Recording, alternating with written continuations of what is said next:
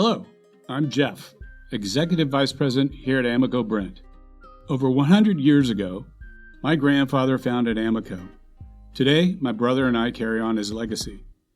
Our team works diligently to bring you the best clays, glazes, equipment, and more for your studio and classroom. This week's episode is brought to you by Amico Brent. Please find your favorite Amico or Brent product at your local distributor today. Thank you for choosing Amico for all your clay and glaze needs. Today's episode is brought to you by the Rosenfeld Collection of Functional Ceramic Art. The collection exists as an online resource for research and inspiration, featuring photos of thousands of objects made by over 800 artists. The images are high quality and can be used with no permission required, making them a great resource for students and teachers. To find out more, visit rosenfeldcollection.com.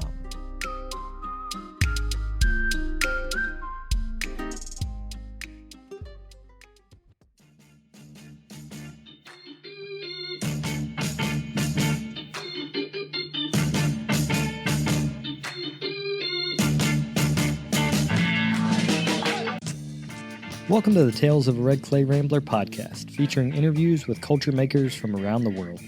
This is Ben Carter. I'm going to be your host.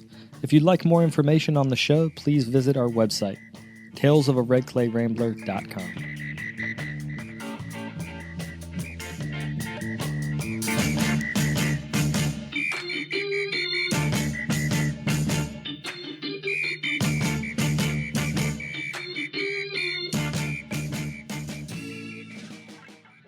Welcome back to episode 471 of the podcast. Thank you all for tuning in. Today on the show, I'm talking to Maura Wright. Her recent exhibition, Midwest Sweat, at the Jane Hartsook Gallery in New York City, takes a humorous and critical look at feminine self-care products and rituals. In this interview, we talk about working in many aesthetic directions at the same time, as well as how she creates scenes for the viewer to inhabit within her gallery shows. If you'd like to see examples of the work we talk about in the interview, you can check that out at her website. That's maura-wright.com. Before we get to this episode, I wanted to thank the folks that have donated to our spring fund drive. We are listener supported, so I'd like to thank Jill Jones and Jeff Sarzi for their recent contributions. If you'd like to get involved yourself, you can do that at patreon.com/redclayrambler. Without further ado, we'll get to the interview.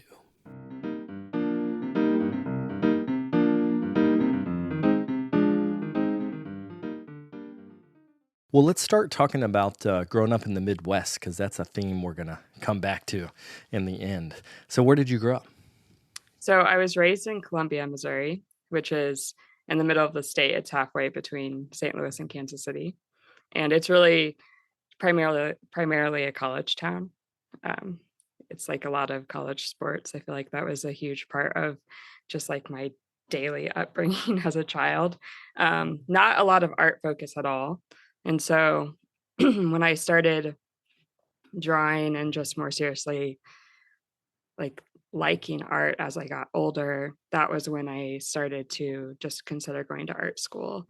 And so then it was really, I didn't actually extensively look into art schools as a real option in my life. It was more that someone from the Kansas City Art Institute came and they were recruiting, and that school focuses, I think, really on certain regions, and like the Midwest is one of them, obviously, and then like Florida and some people from California, but they pulled from a lot of specific regions. And so I ended up just going there, having no idea what I was getting into.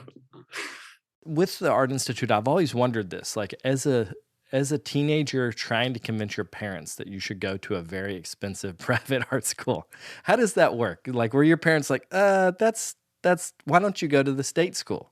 No, so they were totally split on it. So it helped that I got like a half scholarship, I think, which that helped. But my dad, who's very practical, he's like, I don't get it. This doesn't make sense.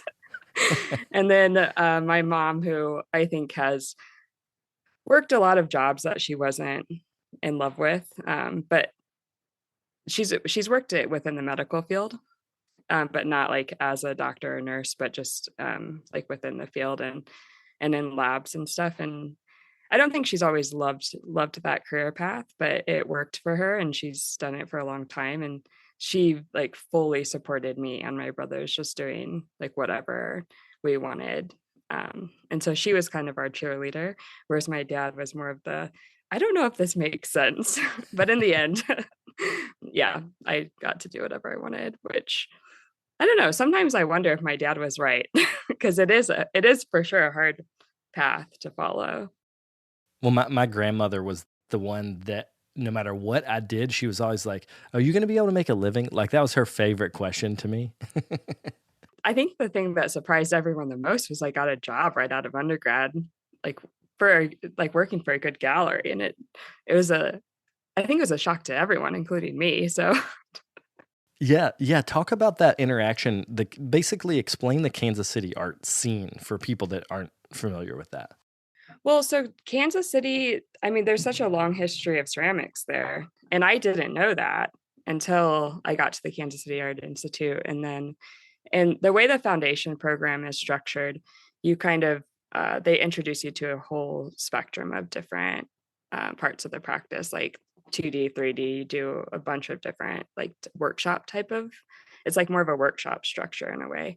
And then at the end of your freshman year, you pick your department. And going into a department, it was a pretty big decision, because so much of then the rest of the 3 years there is focused in that one material or in that one department, in a way that I've noticed other like state schools, they don't do that as much. It's more of like a broad spectrum education, and the Art Institute doesn't like that. Like you take electives and you do a lot of art history and liberal arts, but then your material focus is like more intensive. And so I just started learning about like how good the ceramics program is there, and then I just kind of fell into it. I hadn't worked with clay like almost at all, and then I just majored in it. So, but after undergrad, I went and did the Guligo residency in Denmark, and then it was shortly before I was leaving there, I got an email from Carrie Esser, who is my primary professor at the Art Institute, and she told me that Sherry Leedy, who runs Sherry Leedy Contemporary Art, was looking for a new gallery assistant, and suggested I reached out to her. So I did. And then I just happened to be in Kansas City, because I had been in Columbia at my parents' for a bit before I went on that trip to Europe. And I interviewed with her, and she just offered me the job for when I got back. So yeah, it was kind of crazy, because her daughter had been her gallery assistant for something like 15 years. So her even hiring someone was very rare.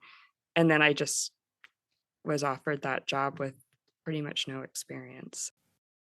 Well, I'm amazed at that place, the high value of the art that she sells.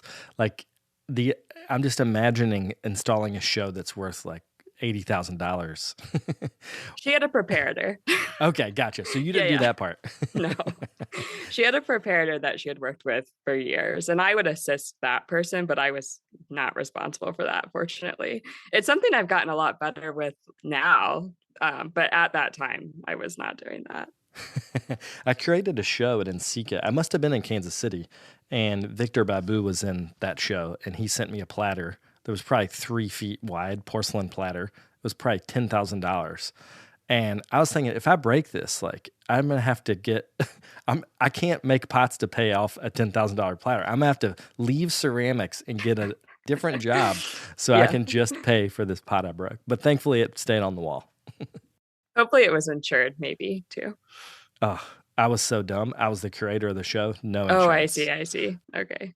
Yeah. I mean, you know how Ensika shows are. It was kind of a fly-by-night type thing. Of course. I mean, it was a good show. It was Academia is the New Apprenticeship. So it's like academic lineages. So I invited Matt Long. Matt Long invited Victor Babu. It was one of those shows where like you invite a teacher and then they invite a teacher kind of thing. But it made me think about Kansas City in general, getting back to the Sherry Leedy Gallery, is that like if we went down her show listings in any year, a lot of people in the audience would know the names. You know, like it's like a a blue chip ceramic gallery. And I mean, she shows other things, but they're, the caliber of work is really high. So what did you learn in terms of learning the field of ceramics by working in that environment? Well, I mean, the first show that I worked with her was a solo, so the way that her gallery is it's divided into like three main spaces. So she would often have either 2 or 3 solo shows happening at one time. She occasionally does group shows, but she's mostly doing solo shows that they're happening simultaneously, but then in different spaces. But the first show that I worked with her, it was Chris Gustin and Arnie Zimmerman having solo shows. So that was like the very beginning of my time working with her. And then I was also there for the 2016 NCECA. And so that was also like a major ceramic event. But I think like for me, it was just, I met a lot of these artists because they would often come into town. I started to learn about the market in a way that I don't think schools at all are teaching. And I think it's something that's helped me just like understand kind of what's going on, at least in one aspect of the field or like one part of the market. I also started to understand that all galleries are commercial. I don't think I knew that when I was younger. I was like, oh yeah, there's some galleries that just show whatever they want. And it's like, no, they're all making money. Otherwise they don't exist. And so I don't know if I learned that much about like ceramics specifically. I think my broader like takeaway from it was just understanding the logistics of like some of the business side of it. And like I didn't get all of it. I wasn't involved in all of it, but I did definitely get a perspective at like 23 years old that a lot of people didn't get. What behaviors of the artist in the gallery do you think made them successful versus I'm sure you saw some people that weren't successful because they weren't responsible. So what do you think the tendencies of a successful artist are? Well, they have to know how to pack their work. They're doing ceramics. Such a huge factor. It's also a frustrating factor as an artist when galleries don't know how to pack ceramics. You have to be careful. Also, just communicating. I definitely watched some artists get dropped pretty quickly if they couldn't be relied upon, because being reliable is very important to these gallerists because they're putting a lot of their income on the line as well by representing you. And so if they can't rely on you, then that's problematic. And then I think just like making work that it's this weird balance of making work that is appealing for sales, but also like kind of staying true to who you are. And I think that's the fine balance that a lot of people are like dealing with on a daily basis. At least I feel that way. And I feel like in your work, we're going to jump around, but in the work you're making now, when we were talking a couple weeks back about your work, you talked about how like you have multiple ideas going at the same time. And I think that's an interesting creative way to live. But the way you interact with galleries now as an artist, like how do you convey to the galleries you work with, like this show is one thing, but my next show might be another thing? Well, that's my problem. It's actually so many artists develop this like style or specific way of handling material that is so unique to them. And so anything they make, you can tell that they made it. And I don't think I'm like that. And so it's this thing that kind of deep down, it bothers me, but I also don't know how to remedy that. I just want to continue doing the different things. And I think over time, like the more pieces I make and the more shows I have, it starts to come together in a way that the connections are more apparent. But when I'm putting certain works together, I always question that. I question like the different handling of the material, because sometimes I do really embrace the expression and the looseness, and then other times like I want it to be really tight to like represent like an object that I'm mimicking, for example. And yeah, and I think it's communication. Like when you're Hmm. making, like sometimes you'll make fruit or vegetables that it's very specific, the cut vegetable, Like, you need to know what the vegetable is. That's the communication tool. But then there's other pieces of yours, like the larger vessels that have pattern all over, where those feel a little bit more emotional to me. Like, I'm just getting an emotion from that. So let's talk about, before we get into this most current show, I want to talk about how painting and how the act of hanging a painting behind a ceramic object, like how that got into your the way that you work. So when did that start in the process? Before going to grad school, which I went to Alfred, I started in 2016. Before that time, I had done my undergrad, and then I stayed in Kansas City, and that's when I was working for Sherry Lee, and I was also a long-term resident at Belger. And so in all that time, I had been working with the figure. And then it was during my time at Belger, I started to kind of move away from just the lone figure and really was embracing the environment of the figure, and then how that kind of like expanded the presence, I think, of the figure.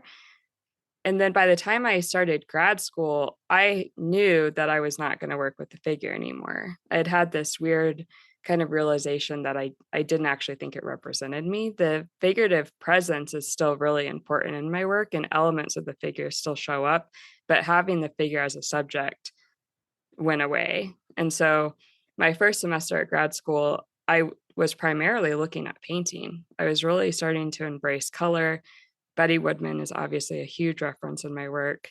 I was also looking a lot at Cubism and like George Braque, and how he was depicting objects with pattern, and how color shifts in pattern would kind of, the shifts would create the depth within the work. And so my first semester in grad school, I made this Maiolica still life that the objects were constructed with a lot of slabs, a lot of like flattened sides. Some were just all slab, just like a cutout of an object. And then it was all painted. So from there, I kind of got stuck, and I didn't know how to continue working like in that aesthetic without just redoing what I had just done. And so my second semester of grad school is when I started working with paper and working with the actual 2D. And so it started off as, I had no idea what it was going to be. It started off as just painting sheets of drawing paper, and I would just have like color. And then from there, I started to cut and collage the paper to create the objects. And then I did that for like several months, having no real plan of what it was going to be, until the end of that semester. I just like constructed all of it together and created this 9 foot by 20 foot like hanging paper like backdrop piece.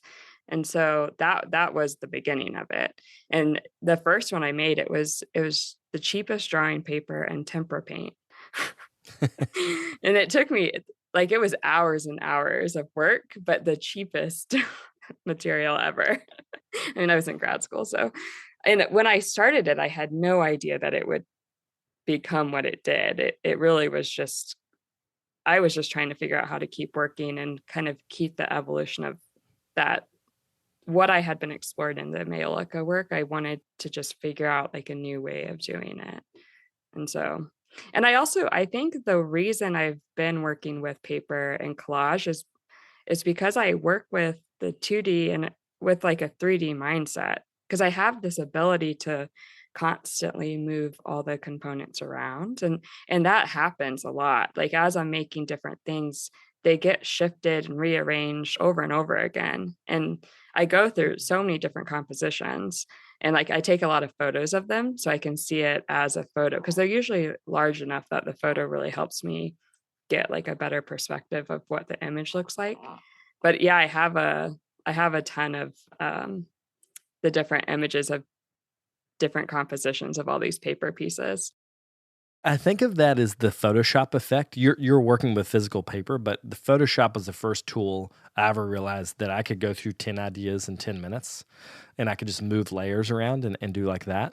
And I like that with you start with an idea in ceramics, take it to paper, develop it in paper, then take it back to ceramics, and then show both together. So there's this sense of like sometimes the objects blur into the background. You know, if you're shooting it, I guess, forward facing, you don't see the object, and then you shoot it also from the side. People can see these on your website. You shoot it from the side, and you're like, oh, right, there's an object there. So there's a little bit of visual play with space, which I know is a big thing that Andrea Gill has been doing, and Betty Woodman too. There's almost like a lineage there, I think, of this suppression of space and expansion of space, which I think is really interesting. How do you find a voice within that? Because color and pattern can be so abstract that it's harder to have a personal take on it. Well, I think like for me, part of the scale of the work is about having the literal like viewer like becoming a part of this narrative and a part of this. I don't want to call it like a scene, but this like kind of constructed environment. And so I have a few photos of people viewing the work that I think is really important for context. And it's something that is hard to depict when documenting work, but having the scale of the work and then the viewer kind of entering this constructed scene that I've made, I think that's like a really important element that it's hard to depict just in images and even in like talking about the work in a way because it's something that it's almost like it needs to be experienced. I want to go back to something you said about the figures, that you realized that the figure as the subject was not going to be the thing that you wanted, but then you transferred that to the viewer. So now it's like the viewer, you're manipulating the viewer Yeah. in the same way you used to sculpt the figure, which I think that is a really exciting thing. Yeah, I used to like, I've made a lot of pots, and the pots have also taken on that role as the subject in a way. And some of them have surfaces or characteristics that are specifically kind of pointing at feminine beauty. But recently, I've been actually really questioning if the pots are necessary anymore, which is a question I don't have the answer to yet. But it's something I have been wondering: is if the pots are becoming irrelevant as the environments continue to expand in the work. Because I do think the longer I make work, like the more elaborate that those components are going to become. In general, what do you think vessels represent? Because I can understand that the vessel no longer has its historical relevance, because I think the vessel brings history into the equation. But Yeah. what do you think? Like, what does the vessel represent in general in these larger scenes? I like that you call them scenes, because I think the way you photograph them, it makes sense that they are a scene. Well, for a while, I've thought that the vessel did replace the figure in a sense, like it represents a subject, but also the vessels are a celebration of decoration too. I think when I was making figurative work, so much of my interest in the figure was in the decoration of the figure, and that came out a lot in the ornament of clothing primarily. And then as the literal figure, sculpted figure, left the work, that desire to still decorate and celebrate kind of ornament and abundance, it transferred to the figure or to the vessel instead. Yeah, and I mean that's the pots I'm interested in also. Mhm. Like when you start talking about abundance and in abundance and decoration being a metaphor for an emotional state, like that to me is like, oh yeah, that's what pots are about, is that ability to carry that pattern into the user's life or their experience eating or whatever they're doing with it.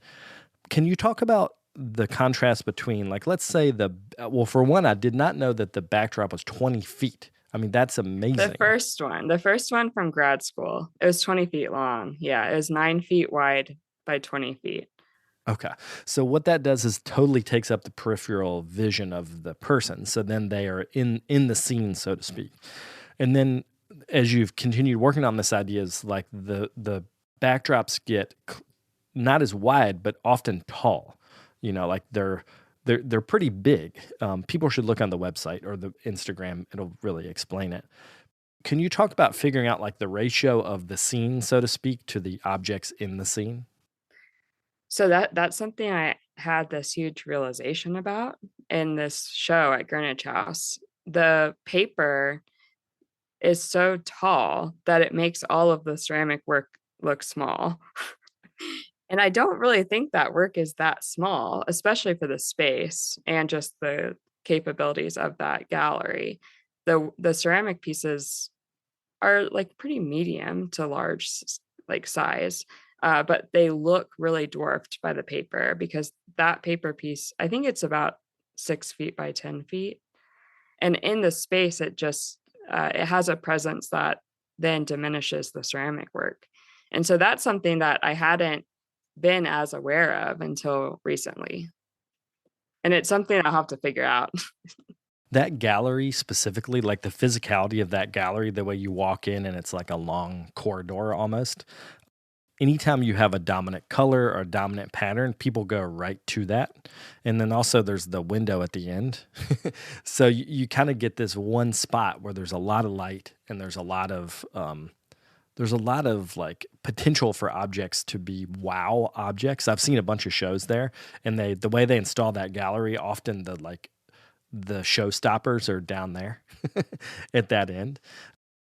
One of the scale issues is you made this gigantic fingernail clipper that's like 2 feet maybe. I mean, something like that. Yeah. It's big, like it's way larger size than what the actual object is. But talk to me about the meaning of that, like this idea of a grooming tool being blown up, and then talk about the theme of the show as well. So the theme is really, it's this duality of nostalgia, but then also kind of a sinister take on self-care and the aging and expectations of women to maintain youth and beauty. And so the charm bracelet, which is another enlarged object in the show, and this trinket, it's actually the trinket dish is also enlarged, but the Mo box that has my face on it as the Mona Lisa. So the charm bracelet and the Mona Lisa box are both recreated objects from my childhood, and that's where the more nostalgic element comes in. And then it's mixed with the fingernail clippers.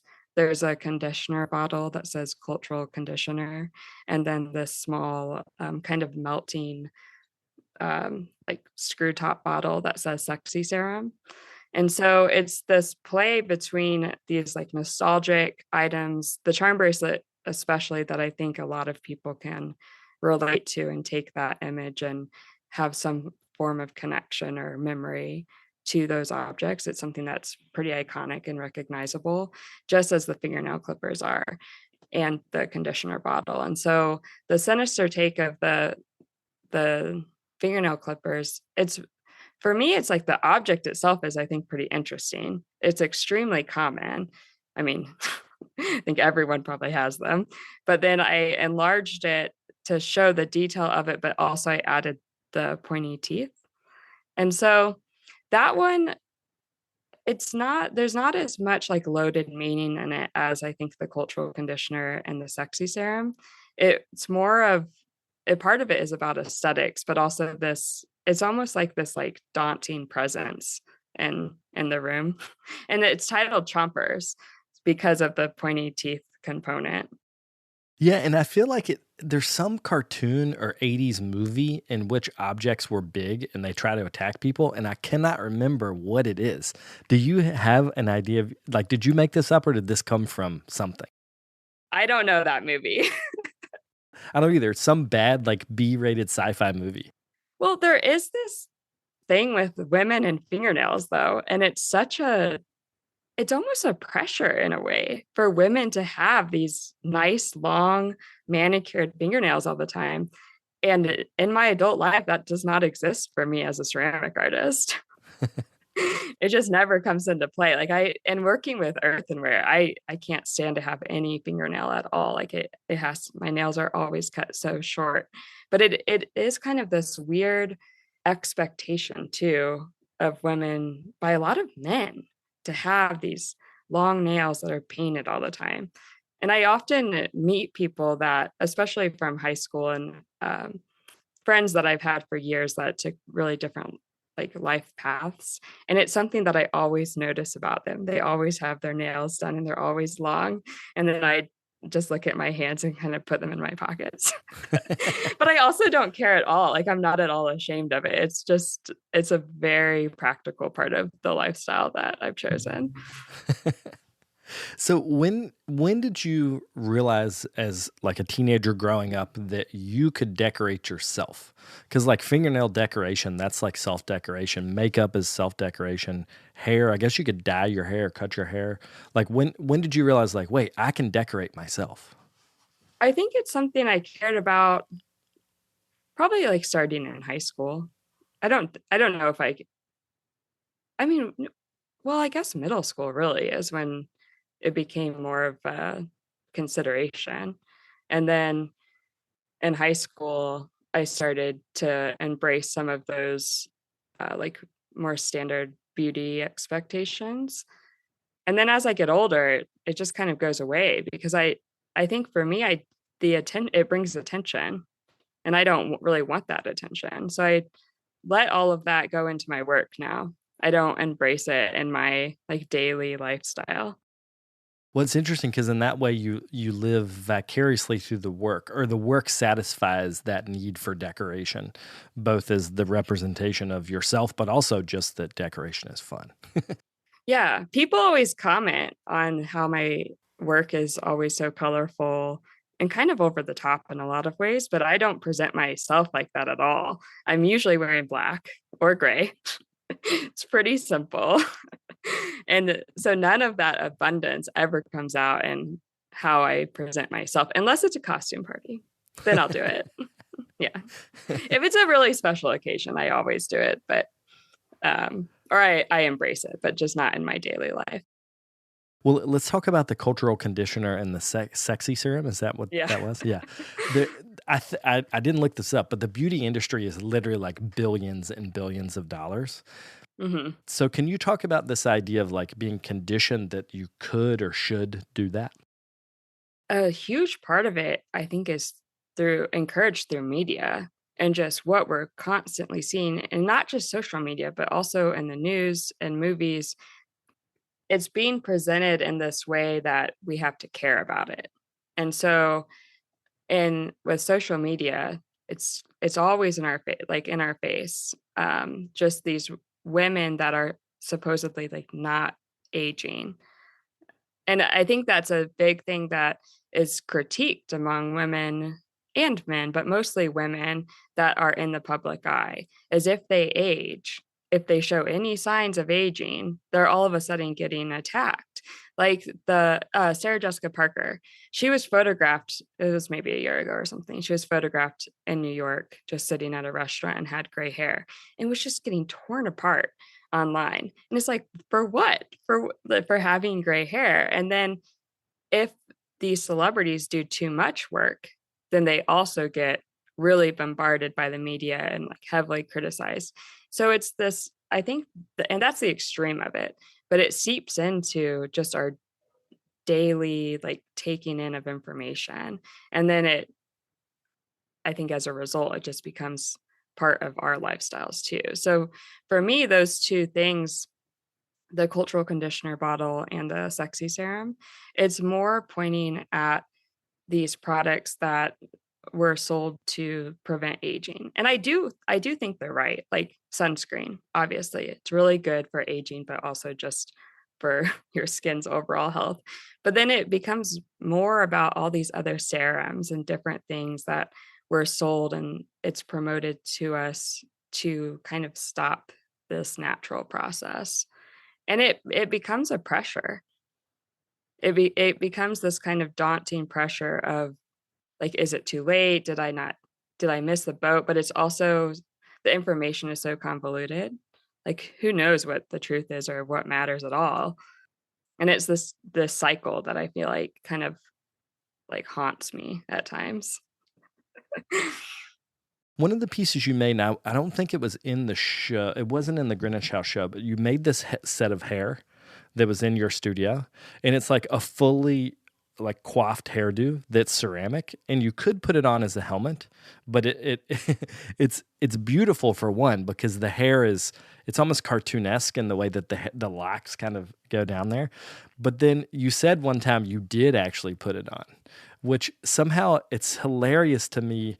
When you put something like that on, it's like, oh, this is a joke. It's funny. But then if you spend an hour on your own hair, that seems normal, even though it's the same thing. So I don't know what the question is, but like, I like that you're highlighting these issues, but you're also making it funny. Yeah. So when I made the wig, I had no intention of putting it on or wearing it. I didn't size it to thinking about that. I had this idea to make a wig for a while, and I actually went around the Bray looking for these really creepy ceramic, or not ceramic, but plastic mannequin busts that someone had left. So an artist, I think a visiting artist, had brought them in and left them. And so I was searching for them and I couldn't find them because I was going to sculpt the wig just on top of that. And then when I couldn't find them, I had this pot in my studio that it had been bone dry for months. I didn't think it was going to ever get fired. I wasn't that excited about the form. And so I was like, that would actually work as the stand. And so I just flipped it upside down and started sculpting the wig on top of it. And so it was scaled really just for that pot because it went around the base of this pot. But then it was close enough to being human scale that a lot of people were asking, well, are you going to wear it? And I thought, no, there's no way because it's pretty heavy. I thought the weight would be too much for my neck. But then I just decided to try it on, and a lot of the weight rested on my shoulders. And so the head part is much larger than my head, but then it became this kind of joke. And so I was wearing it around the studio the day I tried it on. And then the day of that opening that show was in, which was this past week, the resident show, I had people at the show also ask me to put it on. So I did. So then it's funny because then it becomes more of a performance piece in a way, even though it was never intended to be like that. It was more about just still life.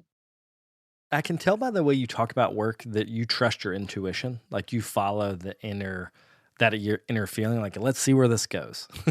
For sure. Yeah. Can you talk about that, planning shows? And this kind of goes back to what we were talking about in the beginning. Like the resident show you just put up in the Midwest Sweat show that was at Greenwich House that's up. I think that comes down here soon. And then the work you showed me in your studio, all totally different. So how do you talk to me about planning exhibitions? Like when you have disparate ideas, how do you then solidify into, I want this show to be about this topic? Yeah. So the Midwest Sweat show, it really did develop into, the theme developed around that charm bracelet and the Mona Lisa box. And just that it became about this nostalgic component with then this critique of beauty. And the critique of beauty goes beyond just those other still life objects like the fingernail clippers. And then the paper piece that's in there, it developed too around the idea of the Midwest with the corn and this like flower arch. But that one specifically also developed as a backdrop for that Mona Lisa box. Some of the color that's in the center part of it is the same kind of gradient of color that's behind the Mona Lisa. It's not exact, but it's pretty close, and it's referencing that. And then the work that's in the resident show, honestly, like, because that show opened so close to my Midwest Sweat show, I didn't have a lot of planning time for that. It became more about, like, I have these pots that are available for this, and then the environment was constructed to kind of add cohesion among the elements.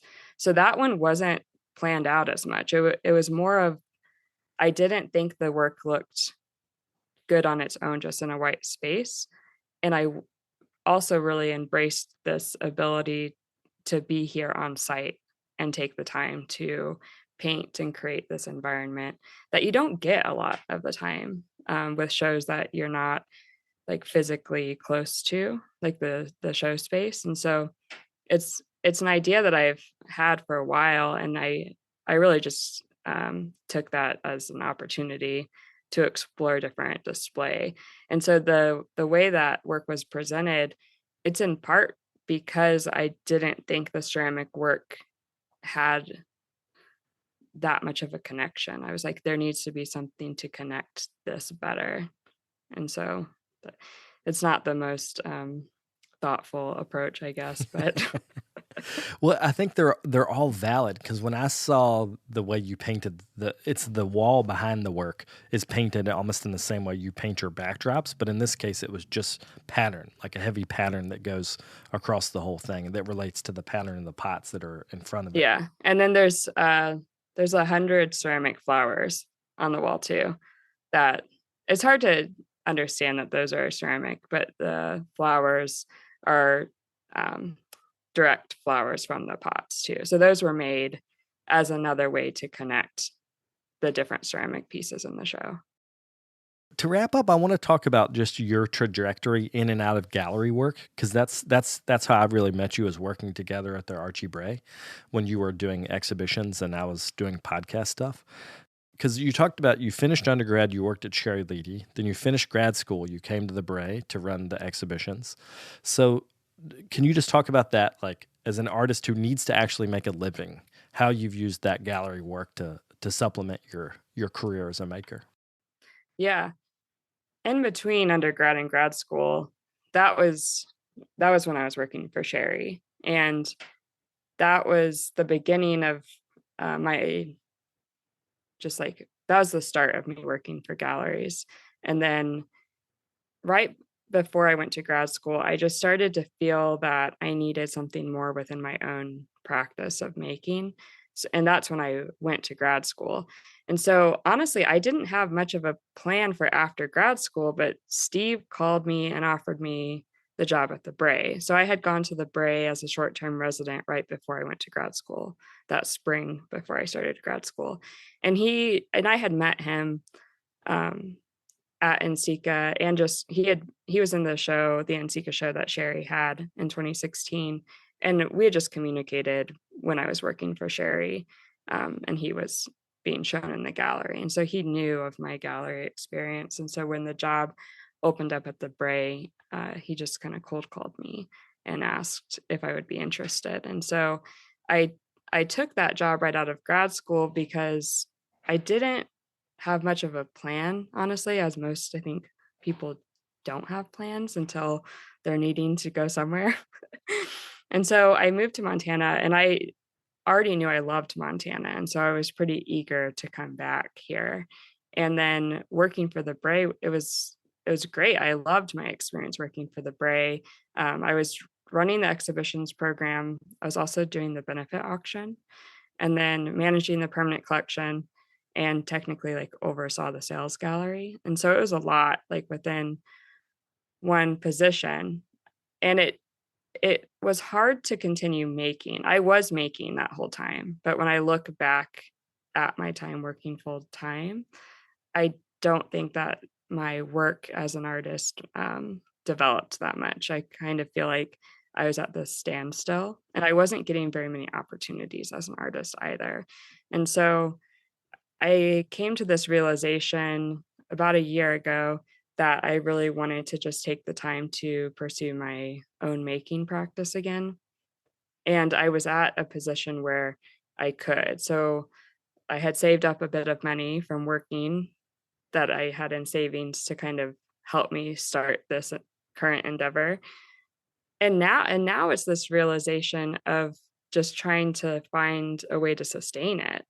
And so it's hard because I have all of this experience working with collectors and working within the gallery field, but it's not as easy to represent yourself and promote yourself in the same way that I can promote someone else or talk about someone else and like kind of advocate for them. And so more recently, I'm starting to, I think, push those walls down and just tell myself, well, if I'm going to make this work and I'm going to be able to sustain it, I have to use some of that knowledge of the gallery world to advocate for myself as an artist. But it's not something that just comes natural to me. I think that ability to just openly promote yourself and kind of like go into it full force. So it's hard. And I think like the reality is there's a lot of different ways to make money as an artist and figuring out what makes sense. Like I know some people that work with galleries that have raised their prices enough that it's fine. And then I see other artists that really haven't embraced the wholesale market. I think that's another way.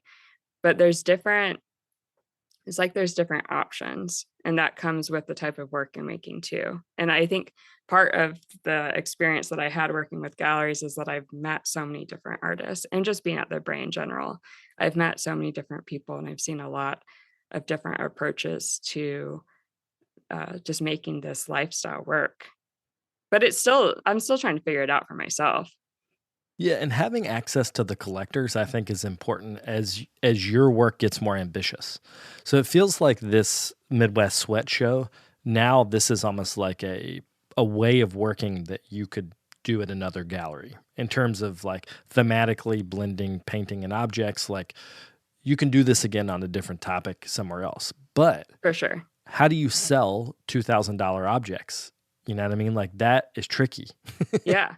Well, I think for me in Montana, it helps that I worked with a lot of these collectors. So they know me to some degree. But when I was working here, they didn't know me as an artist. So, and that was a factor in not continuing in my job, is I got to this point where I felt that I had made so many connections in this community, but I wasn't seen as an artist. And that's the thing that kind of it pulled the trigger on it. It's like my identity as an artist was diminishing. And then I had a really hard time moving past that. We were talking about this a couple of weeks ago, and you asked me how am I feeling about essentially like how am I feeling about being burnt out or whatever, and that made me start thinking about identity as an artist. So you planted that seed in my head. Uh-oh. Now I'm thinking like you're known for whatever is the most successful thing you do.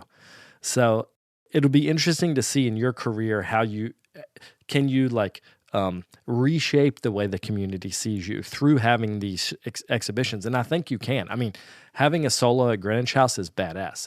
Congratulations that you that you have it. Well, I do think it's working. My shifting of my identity. I had at the opening last week for the Bray Resident Show, I had a collector who I have known for years, for 5 years now, tell me, he's like, I've known you all these years, but I'm just now getting to see your work. I'm like, yeah, it's helpful for me as an artist. So I do hope that shifts. Yeah. It's funny because a lot of the residents that have come through the Bray, so many of them would frequently ask me like, oh, are you an artist? Do you make work? I'm like, yeah, I do. And it just felt kind of, it was almost always a letdown when they asked. It was just like an oh shit moment. Yeah, and I mean, ultimately, I think we get to choose our own identities. I mean, that, ironically, that's what I got out of your Midwest Sweat Show. Like thinking about your critique of female beauty products is just that, like, as artists, as individuals, we get to shape that stuff. We get to decide if we buy into the cultural conditioner or if and it's the same in art, you know, like if it's the art community or the social media community that makes you feel something, like we get to decide how that stuff affects us in some way if we're aware of it. So I think in some ways, like part of this conversation is like, if you're aware of these shifts, then you can have some more control, and having a therapist or someone to talk to about this stuff is also helpful. For sure. Well, to wrap up, can you plug your website and social media so people can see the work we're talking about? Yes. So my website is just Maura, Maura hyphen Wright, WRIGHT.com. And then I'm on Instagram, and it's just, again, my first name _ my last name. Well, thanks for doing this. I really appreciate it. Thanks, Ben.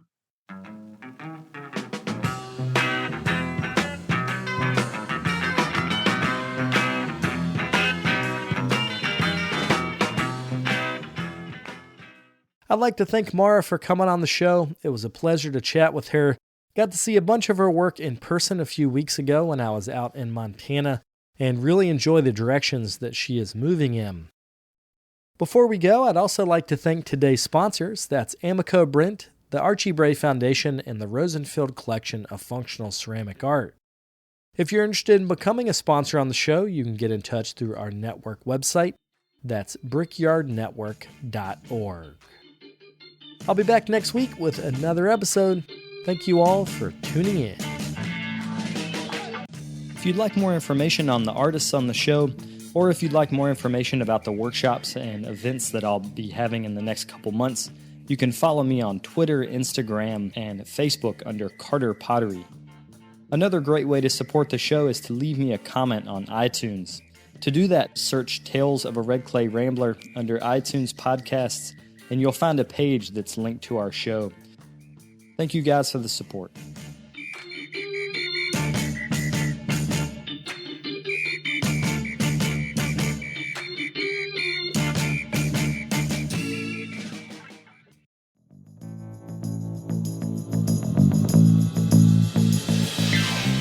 This podcast is a production of the Brickyard Network, an extension of the Archie Bray Foundation for the Ceramic Arts. To find out more about our lineup of ceramic podcasts, visit brickyardnetwork.org.